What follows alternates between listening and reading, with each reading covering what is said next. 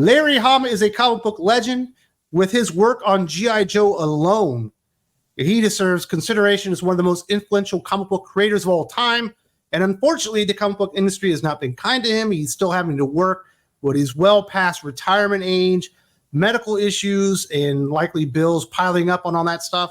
And Larry Hama perhaps will have to work until the day he dies. And it's very unfortunate. And I did want to talk about some of the ways that the comic book industry treated Larry Hama and is even treating him to this day with my good friend Aaron Sparrow. How you doing, Aaron? I'm doing all right, Wes. How are you doing?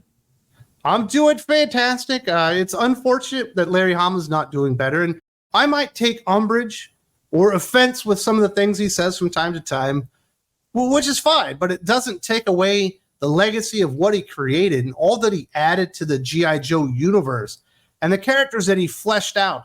And I do think that he's just as influential to the G.I. Joe mythos and the popularity of the franchise as the cartoon itself.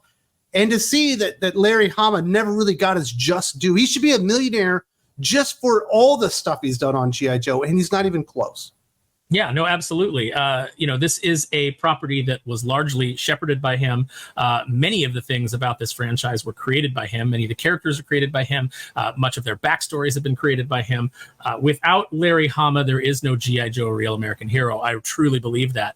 And the fact that Hasbro has not seen fit to give him any kind of lifetime achievement award, any kind, as a big corporation, and I know that they're in financial trouble now, but throughout the years they have been very flush. During the pandemic, they were bragging about how they'd had like their best year ever, and they were going to raise prices so that their stockholders would get even more the next year. And you and I did a video on that where we talked about what a bad idea that was because it was not sustainable. And sure enough, they quickly shot themselves in the foot and now find themselves in trouble. But during that banner year, you know what they could have done?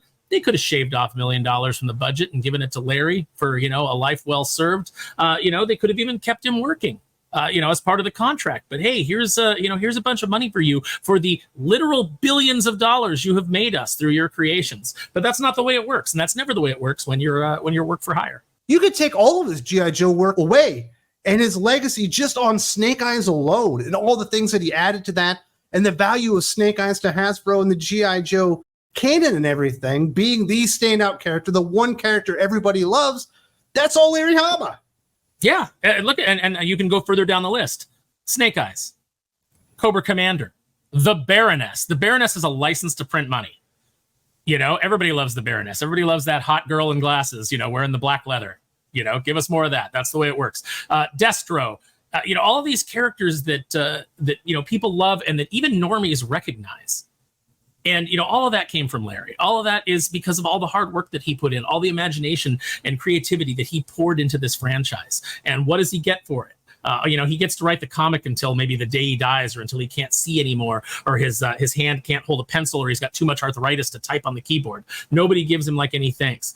IDW, to their credit, not IDW, Skybound, to their credit, they worked in a way to get him some money on that $4 million omnibus that they printed. They had him sign some book plates and things like that so that he was able to get a cut of it. Because otherwise, I'm sure that it's worked in that, through Hasbro, that you can't give him anything from that. And that's probably because of the precedent that it sets. That's the way that it is at Disney. I remember a story from somebody that I worked with at Disney in publishing. And they said that at one point, Don Rosa was having, some eye problems and he needed some surgeries and things like that. And he had taken it to the higher ups and said, look, we've made a lot of money off this guy. I'd like to try to repair the relationship with him. Maybe a goodwill gesture would be Disney offering to cover, the surgeries that he needs, for all of the work that he's given us and all the money that he's made us over the years and all this great creativity that he gifted us. Yeah, we paid him, but it's been a gift. It's been a boon. And legal told him, if we do that for him, then there's a precedent that we'd have to do it for more people. So no. It's ridiculous and it's callous and it's cold. And here's what Larry Hama had to say about it on Facebook. I don't get a cent from the vast majority of G.I. Joe reprints, nor do I get anything from all the Wolverine material that is reprinted in 17 countries outside the USA. And that included the recent G.I. Joe compendium that Skybound put on Kickstarter, reprinting Larry Hama's 80s Marvel Comics work, creating the franchise and raising $3.8 million in the process. As part of the license with Hasbro, neither paid Larry Hama for the reprints of his works which are owned by Hasbro, which is why Skybound hired Larry Hama to sign limited edition book plates as part of the Kickstarter, higher donor pledges so that Larry Hama would at least get a share of that money. $4 million, and you can't even cut the guy a couple of $1,000, $10,000, $100,000, considering it is literally all of his stories. What if you gave him half a penny for every single G.I. Joe, a Real American Hero thing that's sold? Every toy, every comic, every T-shirt. Yeah, that would be more than enough for him to be taken care of. For all that he's given, a half a penny, a quarter of a penny. It's kind of sick that Hasbro, it does feel like they're almost going out of their way. I mean, like, you're prohibited from giving this guy any piece of the pie. Well, remember, this is a company that sent Pinkertons after a guy who got some magic cards early and put them online. Through no fault of his own. They were shipped to him early, and he put them out, did a video, and then they sent the Pinkertons to his house to intimidate and scare him. So, Hasbro, like most big corporations, not exactly humanitarian, not exactly interested in people. And we do know that, he is writing G.I. Joe, a Real American Hero again. I think they're on issue 308, 309, something like that. Came along with Skybound getting the Hasbro license. So he's getting a paycheck from that too. Hopefully they're giving a fantastic page rate. But even at that, a lot of times with comic book writers, they have to do multiple series at a time because the page rate for the writer is always so much lower than the page rate for the artist. And, it's probably not enough, but it is, admittedly very enjoyable seeing Larry Hama on a Real American Hero, even though I understand it probably does cause him pain because he is still at his age. The mind is still there. The body might not be functioning quite to the way that he would like it to, but the stories are there. The creativity is there. The execution is still there. And G.I. Joe, a Real American Hero is one of the 10 best comic books that you can read right now. Yeah, and it's been revitalized by moving over to Skybound. I think it reinvigorated him. I'm sure Skybound is giving him a better page rate than IDW did. I think that probably goes without saying. But it seems like he's been reinvigorated on the book. They're putting better artists on it for him. It's been fantastic. What really bothers me is, you gave Scarlet to Kelly Thompson. I know it's in a different universe than Larry's. It's in the Energon universe, but you gave that to Kelly Thompson when you could have given that to Larry Hama. You would have gotten a much better story, even though it's not, within the universe that he's familiar with. He's versatile. He could go out and he could, okay, what are you guys doing? Let me work some ideas into that. He could write two different universes of the same characters. So it's like, yeah, I mean, the guy, he's given so much to the comic book industry. He's told so many great stories, but this is just like the meme. Comics will break your heart, kid. They'll break your heart. They'll chew you up and they'll spit you out. The comics industry is basically Sam Jackson's character from Django Unchained telling you they're going to work you.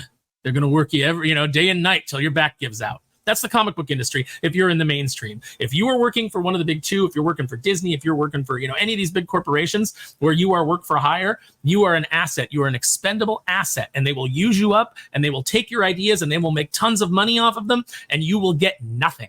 I kind of wish Skybound, I don't think Larry probably wants to be, the editor behind the Energon universe or anything like that. They already hired somebody else to do it. Just call him a consultant.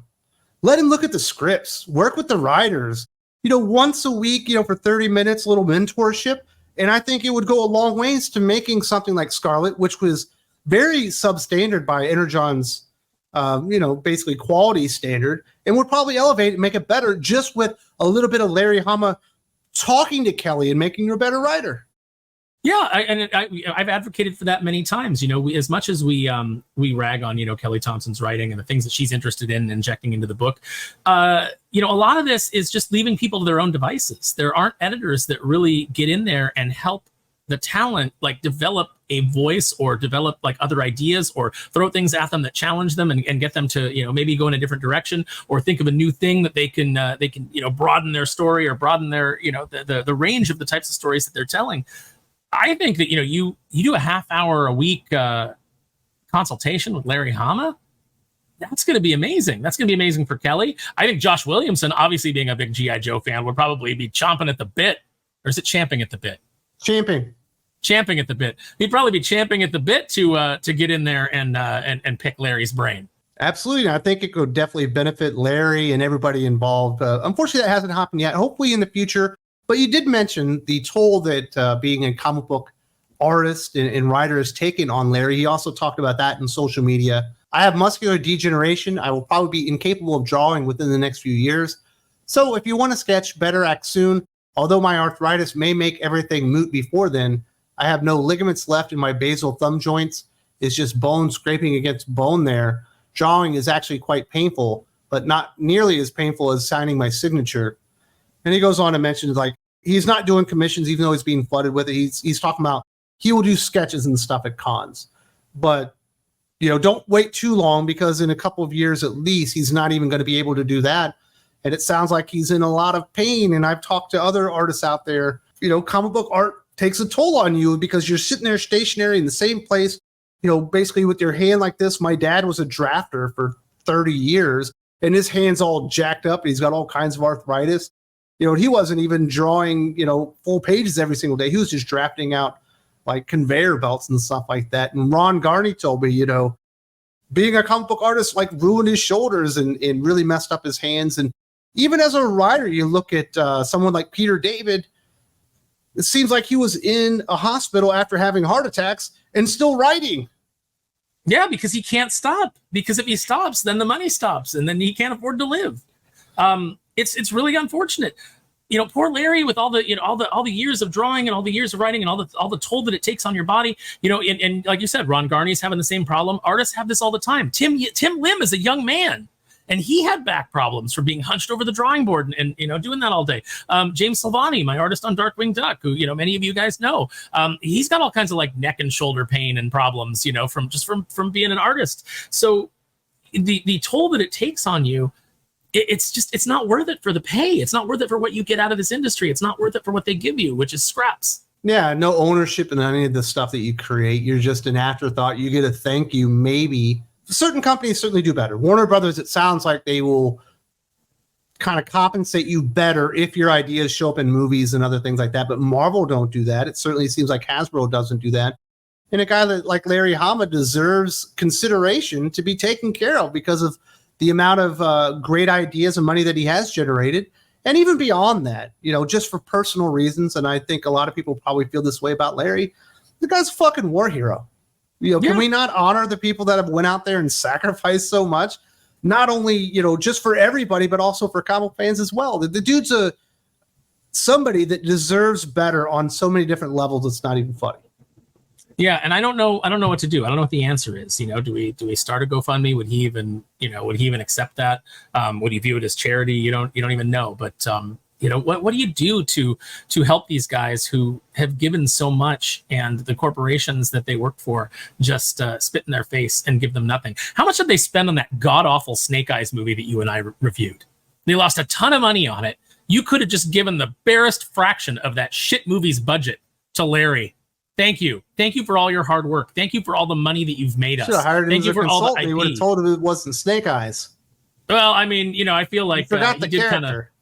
You know, he did kind of like backtrack and say, oh, if I was creating it today, I would make Snake Eyes Asian. And it's like, I don't know if that's true. You know, that might just be the speak that you get to get the $10,000 check.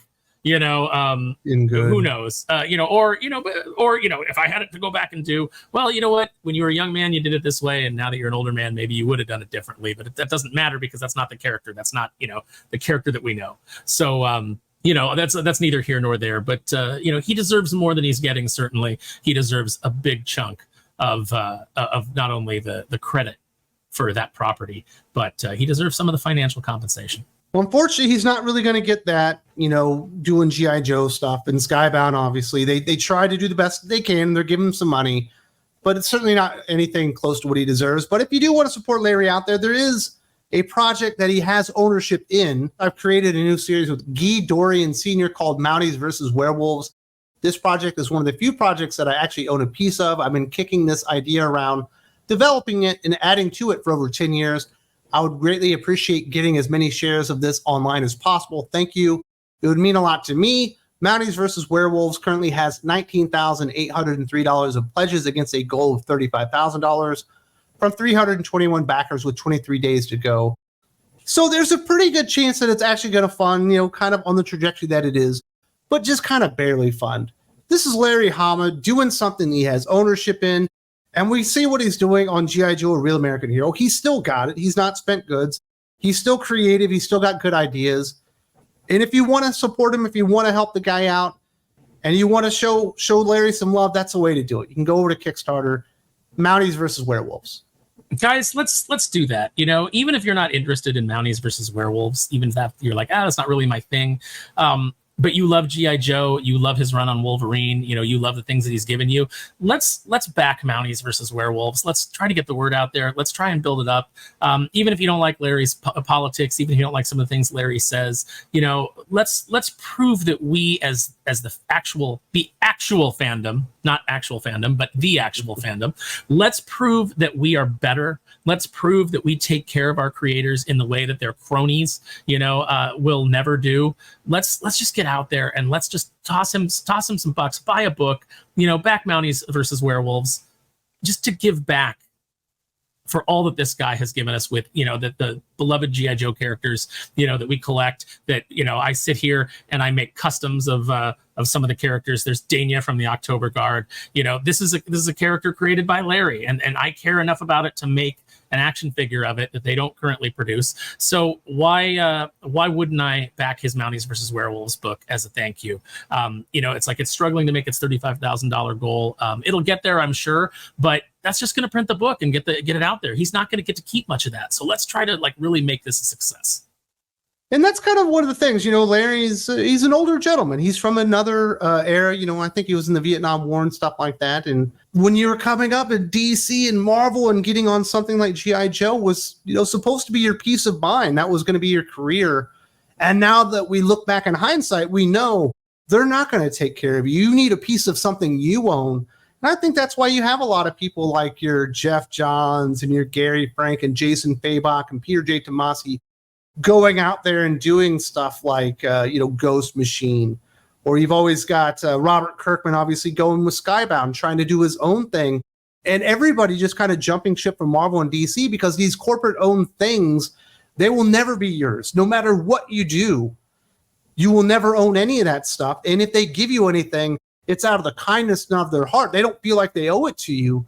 And it's a good thing that younger creators like yourself are able to kind of identify this and go your own path. Go create your own stuff. Go crowdfund. Go on Webtoons. Go on to Facebook. Go on to Instagram. There are so many ways to create your own product, connect with an audience nowadays, and get the word out. That I think if Larry Hama, you know, was in his late 30s, early 40s, realizing what was going on out there, I don't know that he continues on with G.I. Joe. I think he goes out and creates something else. Or he can stay on G.I. Joe and he can use that to direct people to, you know, the thing that he's working on. He grew up at a time where you didn't have that option. You know, you had to work for one of the big companies if you wanted to be in comics. If you had a love for the comic book medium, you had to work for one of these companies and you had to take what they were given. And that's not the case anymore. Now we do get to go out and we get to create our own things and we get to put them out directly to the public, and we don't need publishers, and we can avoid gatekeepers, and we don't have to toe the line, and we don't have to, you know, pretend to be something that we're not in order to get the people that are, you know, control the money or control the IP to give us a chance. You know, we don't have to be a buddy with an editor that we don't like, or you know, keep our opinions to ourselves in a way, you know, to keep from you know, pissing off Alana Smith, who will remember who you voted for. You know, we don't have to do that anymore. We get the chance to go out and connect directly with the audience, and unfortunately, that's something that Larry didn't have. So let's you know, even now that he's in this, you know, his golden years, let's try to get him some money for Mounties versus Werewolves. Let's try and make that a success for him. Absolutely, and let's celebrate people going out there and taking the chance and create their own way.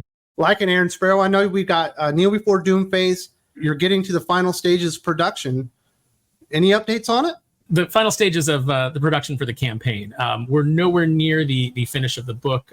We've got a good chunk of it going, but we're getting to the point where we are going to need to launch the crowdfunder to get us over the finish line. Everything so far has been directly out of my pocket. You know, it's what we're really hoping is we're hoping that people will come in, you know, like we're hoping that people will do with Larry and support it. I've got fantastic art coming in every week from Renzo. I've got gorgeous colors coming in from Oscar Carreno. They're really knocking this book out of the park, and they are taking everything that I'm doing and they are elevating it.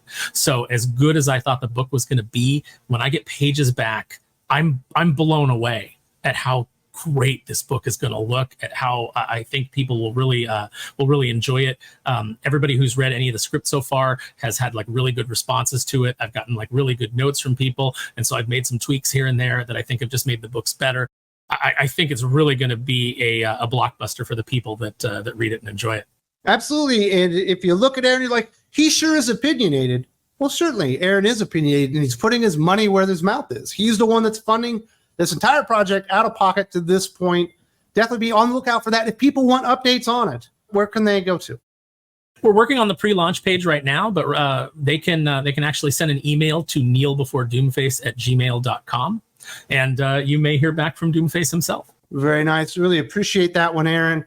Obviously, this is just a part of the Geek Fix, and we're going to talk about way more stuff like X-Men 97, Shang-Chi getting sidelined, Sydney Sweeney is fucking Black Cat. How great is that going to be? If you would like the entire podcast, you do have to go to Think Critical Patreon. There's a link in the video description. If you would like to support us there,